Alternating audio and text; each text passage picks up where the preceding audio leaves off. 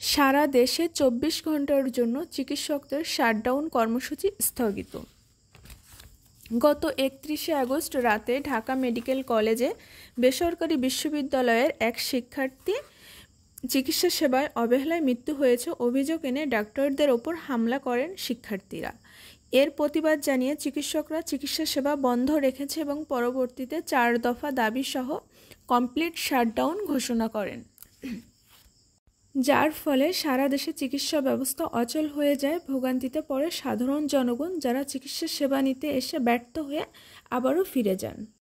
আজ স্বাস্থ্য উপদেষ্টা চিকিৎসকদের সাথে বৈঠক করেন এবং আগামী 24 ঘন্টার মধ্যে চিকিৎসকদের পূর্ণ নিরাপত্তা সহ অপরাধীদের গ্রেপ্তারের আশাবাদ ব্যক্ত করেন। বিভিন্ন সিসিটিভি ফুটেজ দেখে এবং পরিপূর্ণ তদন্ত কমিটি গঠন করে অপরাধীদের ধরার কথা তিনি জানান। চিকিৎসকরা স্বাস্থ্য উপদেষ্টার সাথে সম্মত হয়ে আগামী 24 ঘন্টার জন্য তাদের কমপ্লিট শাটডাউন স্থগিত রাখেন এবং জরুরি চিকিৎসা সেবা প্রদানের আশাবাদ ব্যক্ত করেন।